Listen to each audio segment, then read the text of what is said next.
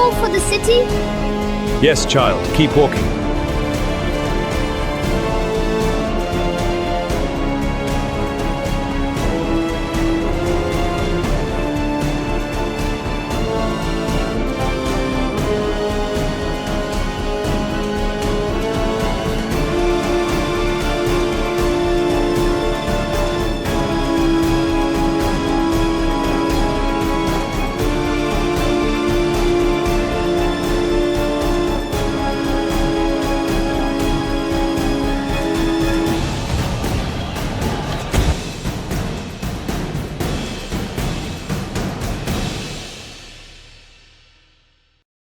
Winter settled over the Carpathian ridges like a heavy, suffocating blanket. Snowdrifts choked the narrow passes, freezing the riverbeds and silencing the creaking of the forest. For decades, the memory of the last invasion had lingered like smoke in the air, burned villages, scattered corpses, and the anguished cries of those who had survived. Long ago, in a storm like this, riders came from the east. What did they want, grandfather? They sought what was lost, a treasure. Are they coming back? Will we see them? Perhaps tonight. Tales passed from father to son, grandmother to child, of mounted riders who seemed as if they had been sent by the wrath of the sky itself. They had swept across the plains of the kingdom with a precision that seemed almost inhuman, leaving nothing but ruin in their wake. Cold bites. What news from the letter? Enemy movements confirmed. They advance from the east. Numbers? We must warn the captain. The pass is narrow. We can hold. Now, 44 years after that terrible spring, rumors began to trickle through the frozen corridors of castles and wooden towers alike. Scouts, their faces red from frost, spoke in hushed tones. Something was coming from the east, and it carried with it the shadow of old nightmares. The messengers rode as fast as their horses could carry them, yet every mile seemed to stretch into eternity. The land had changed. The villages that once lay vulnerable were now protected by walls of stone. The fields, carefully hidden and preserved, could not sustain an army like the last one. But even the strongest fortifications could not prepare a kingdom for the fear that returned with the news of approaching enemies. My loyal council, we are gathered in a time of great peril. The shadows gather at our borders, testing our unity and strength. But together we shall forge a path to victory. King Alaric IV, now aged but still sharp of mind, listened to the scouts' report in his council chamber. His fingers drummed lightly against the polished wood of the table, a rhythm he had used to steady himself countless times before battles long past. He had inherited the scars of his father's reign, a kingdom devastated, a populace halved, the economy crippled. The plans are set. We fortify the eastern walls immediately. Workers, double your efforts. Soldiers to battlements. Hold the line. Victory's within our grasp. For the realm! Yet Alaric also inherited knowledge, hard-earned lessons in patience, fortification, and the power of preparation. The Mongols were coming back. No longer was he a young king forced to flee under the terror of unknown forces. No longer would he underestimate the depth of his enemy's cunning. He had spent decades observing the land, the people, and the strategies that could turn defeat into victory. The lessons of history were imprinted on every hilltop, in every stronghold, and in every soldier who had grown up hearing of the devastation of the past. Beyond the stone walls of the capital, smoke still rose from chimneys, though in the winter it appeared almost spectral against the white of the snow.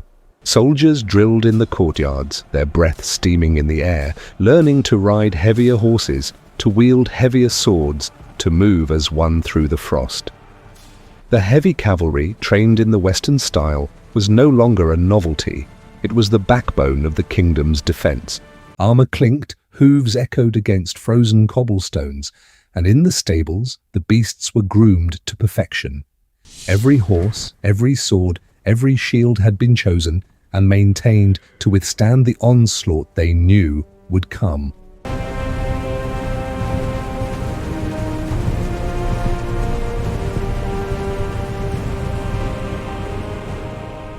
The Mongols did not wait for Alaric to act. From the steppes beyond the horizon, columns of riders appeared as shadows against the pale sky, their banners black and red, fluttering in the icy wind. Nogai and Talabuga, commanders of the steppe armies, led their forces with a confidence born from decades of conquest. They remembered Hungary as it had been, fragmented, fearful, vulnerable. What they did not know was that the kingdom they expected to find no longer existed. The first encounter was not with Alaric himself, but with a series of patrols meant to draw the Mongols into the mountains. Scouts, lightly armed and swift, led small bands of the invaders deeper into passes that narrowed to knife edges. Snowdrifts obscured tracks and created natural traps, while hidden archers sent volleys of arrows into the flanks of approaching riders. The Mongols, masters of speed and surprise, were now faced with an environment they could neither dominate nor navigate with ease. Horses slipped, men fell into hidden crevasses, and the cold bit into even the hardiest of warriors. By the time the main body of the army reached the plains near the capital, weeks of attrition had already sapped their strength. Supplies were low, morale frayed, and the wind cut through even their furs and cloaks. They expected cities in ruin, people cowering in fear, and the rich spoils of an unprepared kingdom. Hold the line! Do not let them breach the walls! Alaric watched from the walls of the first line of fortifications as the Mongols tested the gates with battering rams, sending catapults to hurl stones and fire into the air. Every attack faltered. Archers on the walls picked off riders before they could reach the moats. Fire, which had been the weapon that consumed so many villages decades ago, was ineffective against masonry designed to withstand siege. From the fortress, signals passed between castles, coordinating raids against supply lines, harassing isolated detachments, and striking without mercy where the enemy was weakest. The Mongols adapted, as they always did, splitting their forces, attacking from multiple directions, attempting to find weak points. But Hungary had prepared for that too. No approach was unmonitored. Every path had a watcher, every river crossing a trap. And in the midst of the bitter winter, the Mongols discovered the cruelest weapon of all: time. Days stretched into weeks, horses starved, men fell ill, tempers frayed. The once mighty army, used to living off the land, found no food to sustain them, no wood to burn for warmth, and no towns to pillage. Hunger gnawed at them more effectively than any sword. And still the walls stood. Fortress after fortress resisted.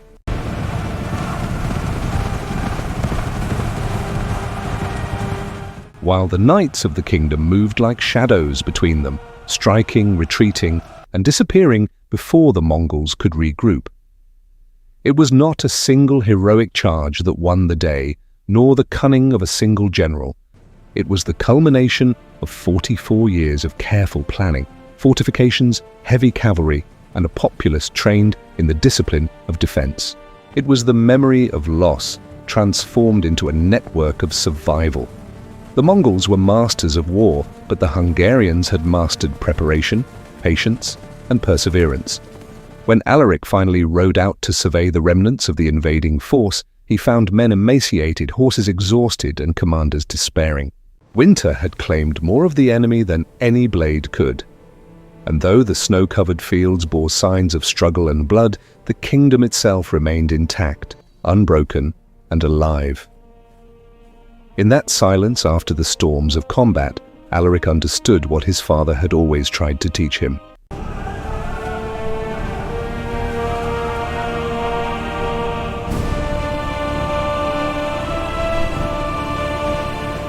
The kingdom that could have been erased 44 years earlier now stood as an unassailable testament to strategy, foresight, and the stubborn refusal to surrender. And somewhere in the snowy passes, the defeated Mongols would remember the lesson Hungary had taught them. The frozen winds of the Carpathians howled as the Mongol columns struggled through the snow-choked passes.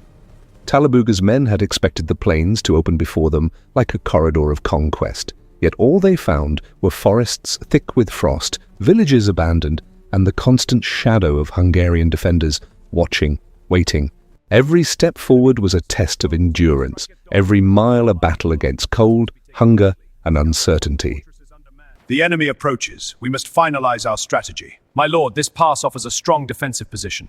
Agreed. We can use the terrain to our advantage and secure the flanks. Within the walls of Pest, King Alaric's advisors moved quickly, coordinating signals from watchtowers to nearby fortresses. Smoke signals, horn calls, and riders, swift as the winter wind, kept the scattered units aware of Mongol movements. Horses, emaciated and weary from the frozen march, struggled through icy streams and deep snowdrifts. Riders clutched frozen reins, their fingers numb despite gloves, their faces drawn from weeks of exposure. Yet they pressed forward, believing in the inevitability of conquest. In the northern passes, Talabuga had established a temporary camp. Black and white pencil sketch, soldiers huddled around weak fires, snow-covered camp, desperate expressions, cold atmosphere. The passes must be secured before dawn. Scouts report enemy movement in the east. The western flank is vulnerable, my lord. Then we march at first light. Prepare the troops. Rumors of mutiny had already begun to spread as Mongol leaders struggled to maintain discipline in conditions no one had expected. Nogai, further west with his column, faced similar issues. His force, formidable on open steppe, was crippled in the mountains, moving at a fraction of their normal pace. Amid this frozen theatre, a small band of Hungarian raiders moved like ghosts through the forest. The men were mounted on sturdy horses, equipped with armor, layered over furs, bows, and sabers. Their mission was simple but deadly: harass, ambush, and deny the Mongols any respite. The first skirmish came at a narrow gorge. Talabuga's vanguard, 30 men strong, moved cautiously along a frozen trail. A sudden volley of arrows rained from hidden positions on the cliffs above. Horses panicked, riders fell into icy crevices, and chaos spread. By the time the Mongols realized the attack had come from well-concealed positions, Istvan's band had vanished into the forest, leaving only frozen footprints behind. At the same time, the fortresses that Alaric had spent decades preparing began to assert their dominance over the landscape. Walls 3 meters thick deflected the initial volleys of fire arrows. Gatehouses reinforced with iron and multiple portcullises withstood repeated battering. Soldiers inside hurled stones and boiling liquids on attackers, while archers picked off leaders and mounted scouts. Siege engines dragged across the snow made little progress, sinking into half-frozen ground and becoming easy targets for defenders. Farther south, Count Miklos led a separate column of Hungarian knights. Unlike the light cavalry that had once faltered against the Mongols, Miklos's force was trained for heavy charges, moving in disciplined formations that could break raiding parties when needed.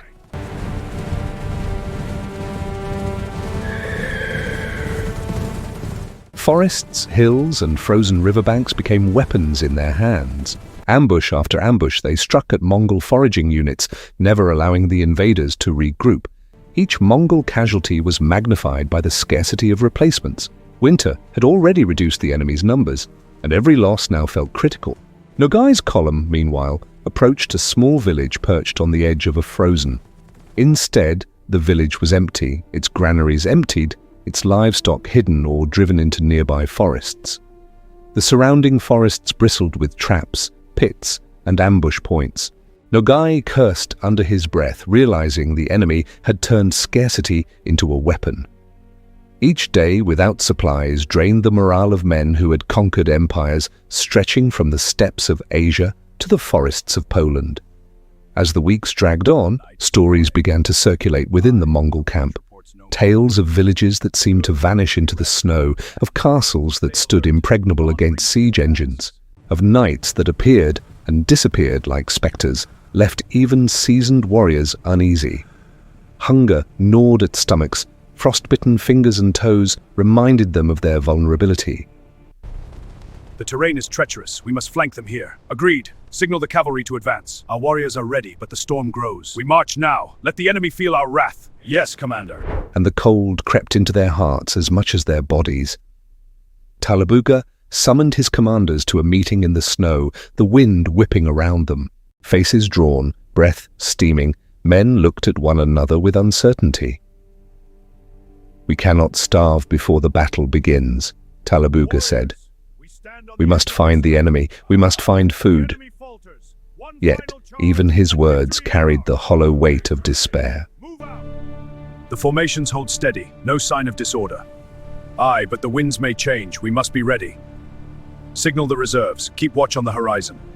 Back in Pest, Alaric walked the walls with Captain Istvan. They watched the Mongol lines struggle through the plains below. They move fast on open ground, but these passes have punished them, Istvan said. Pointing to the tracks of dead horses and scattered equipment, Alaric nodded, eyes scanning the horizon. And our castles force them into impossible choices. One fortress alone can hold for weeks, a network of them.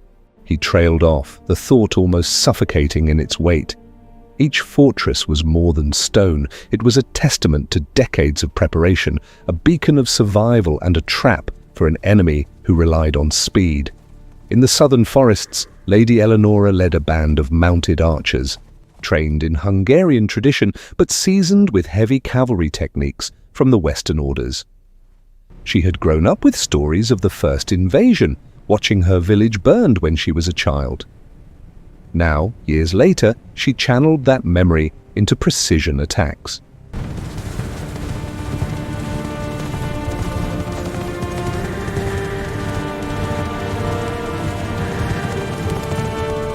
Her men struck Mongol detachments moving through snow-laden forests, disappearing into the woods before the enemy could retaliate. Each ambush denied the invaders food, morale, and the illusion of control. The Mongols tried to adapt. They split their forces, attempted flanking maneuvers, and even tried to force river crossings with pontoon bridges. Every attempt was met with resistance, hidden snipers, barricaded paths, and the cruel arithmetic of a kingdom prepared for survival. Snow slowed them, mud trapped their wagons, and the terrain turned their strength into weakness. Every miscalculation cost men, horses, and supplies. One particularly bitter day, Talabuga's northern contingent found themselves trapped between two fortified hills. From both heights, Hungarian crossbowmen and heavy cavalry emerged. Warriors! The enemy trembles before us! For victory! Charge with me! Let the mountains hear our roar! Charge for honor and glory! Forward to victory! Cutting off retreat while battering the Mongols with volleys of arrows. Hunger and exhaustion left men unable to respond effectively. Within hours, dozens had fallen and many more were wounded. Panic spread, and even Talabuga himself had to rally his remaining men. By evening, the attackers had lost nearly a third of the force, a staggering loss that underscored the severity of the situation. Meanwhile, Alaric coordinated counterattacks across multiple fronts. Fortress signals relayed the position of every Mongol detachment. Cavalry sorties struck at supply lines, disrupting communication and further lowering morale. Every action was calculated not to destroy the Mongols in a single battle, but to sap their strength over time.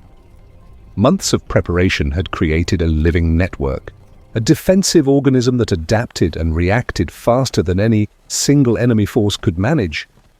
Winter dragged on mercilessly.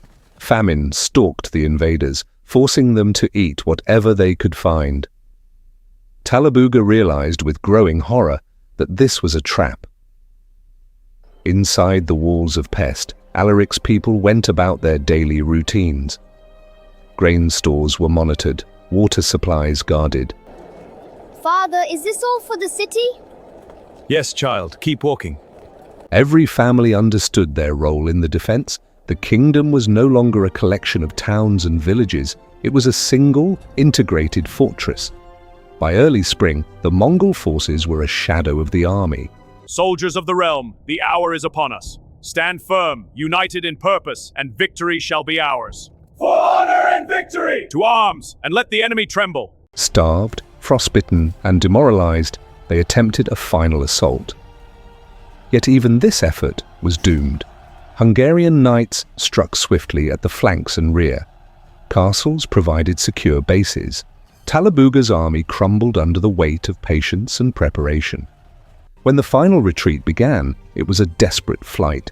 Columns staggered through snow, hunted and harried, horses exhausted and abandoned. By the time they reached the steppe, they were a shadow of their former glory. Spring arrived slowly over the Carpathians.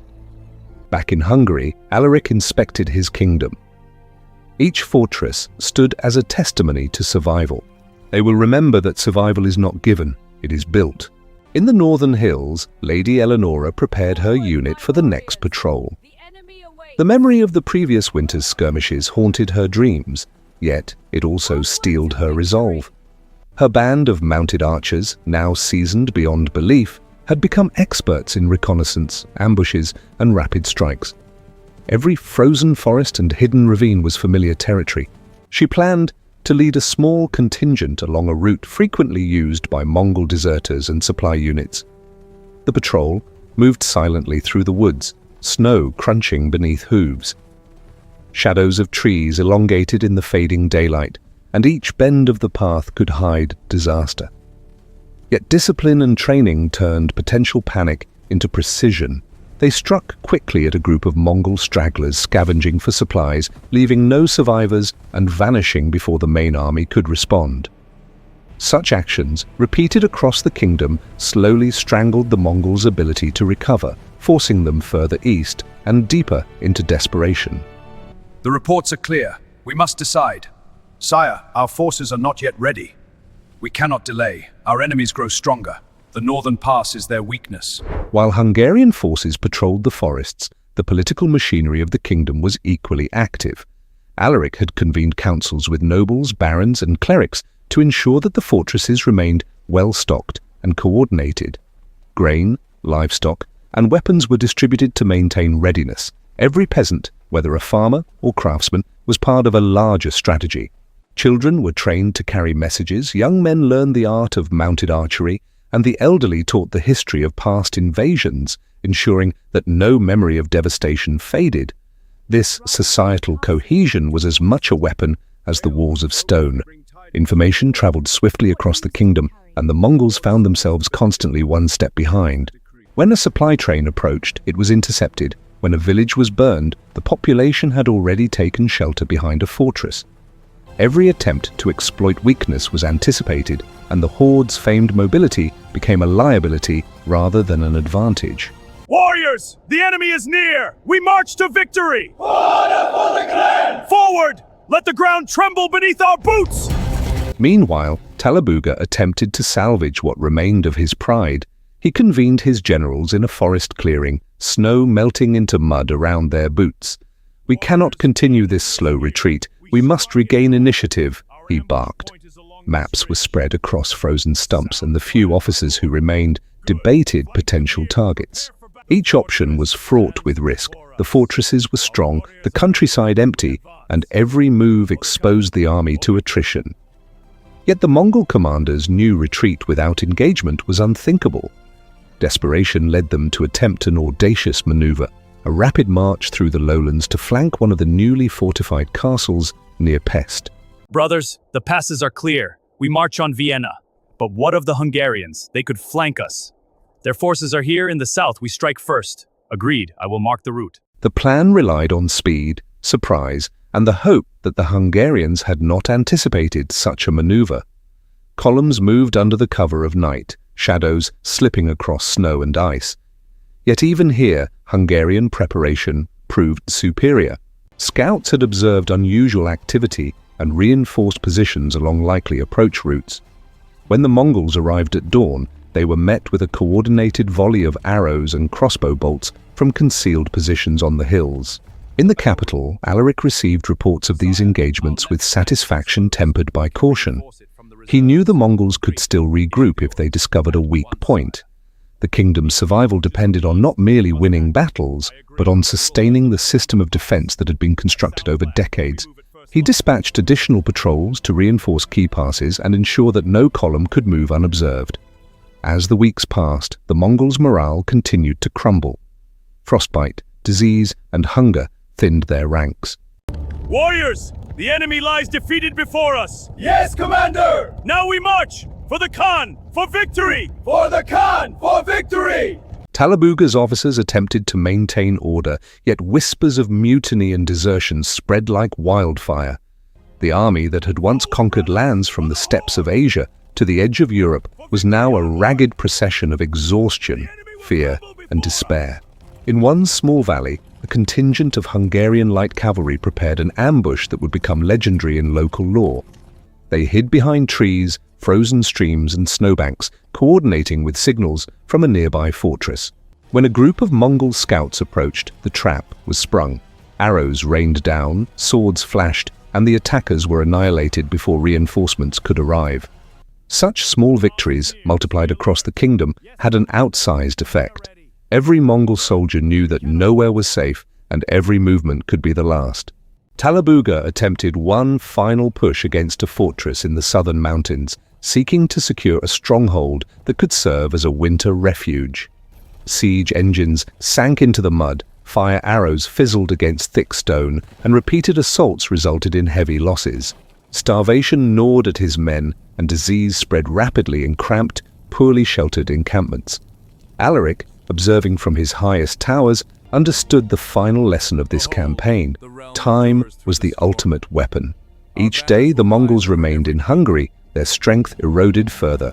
Each fortress held, each ambush succeeded, and each patrol returned safely to the walls reinforced the kingdom's dominance without a single, decisive pitched battle. The Mongols were defeated not by one hero, but by a system perfected over decades. By the late spring, the invaders had no choice but to withdraw entirely. Talabuga and Nogai gathered what remained of their forces, attempting a retreat across the northern passes. Hungarian knights and scouts, well versed in the terrain, harassed the retreating columns, striking again and again. Horses fell, wagons were overturned, and the Mongols, already starving and demoralized, found no relief in the forests or frozen rivers. When the last columns crossed into the open plains beyond Hungary, they were a broken remnant. Tales of starvation, frostbite, and relentless harassment followed them eastward. Every Mongol commander knew that the memory of this campaign would linger, a warning etched in blood and snow. In Hungary, Alaric's people emerged from their fortresses to survey the land. The kingdom, though scarred, had survived. Villages and towns were intact, castles unbreached, and the people had learned the true power of preparation, cohesion, and patience. Captain Istvan, riding alongside Lady Eleonora, surveyed the frozen fields littered with the remnants of Mongol equipment. "They came to destroy us," he said quietly, "but they left empty-handed." Alaric, watching the horizon, understood the weight of what had been accomplished. Behold, our fortress stands eternal. From these walls, we command the horizon. Let no enemy breach our vigilance. Our legacy endures. Decades of preparation, fortification, and training had turned a kingdom that might have been annihilated into one of the most resilient powers of the age. Every stone laid, every soldier trained, every hidden granary and fortified hill had been part of a grand design. And so, as the snow began to melt and rivers ran free once more, Hungary stood victorious, not through a single moment of bravery, but through decades of foresight, patience, and the unwavering determination of a people who refused to perish. The Golden Horde had marched across continents, yet it had met its match in a land that had turned memory into strategy, loss into strength, and fear into unbreakable resolve. The thaw of early summer brought a deceptive calm to the kingdom. Rivers swelled with melting snow, and forests echoed with the songs of returning birds. The land seemed alive again, yet the memory of winter's terror lingered in every village and fortress. King Alaric IV moved cautiously, aware that the respite was temporary. While the Mongols had retreated, their shadow still stretched over the eastern plains, and scouts reported that smaller raiding parties had begun to probe Hungarian borders. These were not the massive forces of Talabuga or Nogai, but the sharp reminder that the threat of the steppe was never truly gone. Alaric convened a council at the fortified capital, a stronghold rising majestically atop the Danube cliffs. The council chamber, heated and secure, was a place where generals, barons, and advisors debated strategy with precision. My lords, the enemy advances. We must decide. Sire, the southern pass is vulnerable to ambush. We cannot delay. The river crossing is our path. Agreed. We move at dawn. Prepare the orders. Captain Istvan laid maps across the table, tracing the passes and highlighting the areas most likely to see Mongol incursions. Lady Eleonora, now recognized as a master of forest warfare, added her own notes, marking ambush points, hidden valleys, and choke points ideal for striking raiding parties. Pencil art. King Alaric speaking firmly in council, nobles listening in silence, torchlight casting shadows, detailed pencil portrait with dramatic contrast. The steppe breeds patience as easily as it breeds warriors. They will return, and when they do, they will look for weakness. The eastern armies advance. We must hold the passes. Deploy the cavalry here, to the right flank. Our spies report movement in the mountains. Prepare the orders. In the northern highlands, life continued behind the walls of the fortresses. Soldiers drilled daily, rotating shifts to keep watch over the snow-melted valleys. Grain stores were inventoried, wells checked, and patrols sent along every likely route. Villagers and peasants, who had been trained over decades, now moved with confidence, knowing exactly what to do should raiders appear. Children carried messages swiftly, young men maintained the horses, and women reinforced palisades and stored supplies. Every person was part of the system, and the network of fortresses formed a living organism that adapted to the enemy as readily as the forests adapted to seasons. Meanwhile, beyond Hungary's borders, Mongol commanders debated their next move. Talabuga, humiliated and weakened, sought counsel with sub-commanders who had survived the winter campaign. "The enemy is not just strong," he said bitterly. "They are everywhere, and they are prepared." Brave warriors! The enemy gathers before us. Remember our ancestors. Fight with their strength. United, we will crush them. Victory is ours! We cannot strike without losing more men. Nogai, ever calculating, suggested probing raids to test defenses, to learn what mistakes could be exploited. Yet even these raids proved perilous. Every detachment sent into Hungarian territory returned with fewer men than it began with, and often entire parties vanished without a trace. Captain Istvan, leading a patrol through a deep valley in Transylvania, encountered one such detachment. Hidden behind the dense pine forest, his men watched as Mongol cavalry moved cautiously through the snowmelt and mud. At the precise moment, they struck, arrows raining down, blades flashing in sunlight that glinted off armor. The attack was swift, surgical, and devastating. When it was over, Istvan's men melted into the forest, leaving only the bodies of the invaders and overturned carts behind. These small engagements, multiplied across the kingdom, had a cumulative effect that no single battle could achieve. Alaric understood that the survival of Hungary depended not on overwhelming force, but on the meticulous application of strategy. These borders conceal more than they reveal. The old text spoke of hidden paths. Here, the alignment is clear. I must prepare the council. Castles were not merely defensive positions, they were launching points. Fortresses could strike at enemy supply lines, reinforce one another, and create zones of denial that no invading army could safely traverse. This concept had been instilled in the kingdom over decades, transforming every peasant and soldier into an agent of strategic depth. In the southern regions, Lady Eleonora coordinated with newly trained knights, forming mixed units of heavy and light cavalry. Soldiers of the realm, the enemy is before us. Fight with valor, and victory will be ours. These forces specialized in quick strikes and rapid withdrawals, using the terrain to their advantage. Forests, rivers, and hills were no longer obstacles, they were weapons.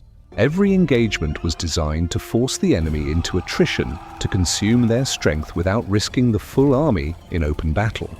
The Mongols, frustrated and desperate, attempted to circumvent the fortresses entirely, moving through forests and lowlands in search of unprotected settlements. Yet every village they approached was either evacuated or heavily defended. Grain stores had been relocated, livestock hidden, and defenders waiting in ambush.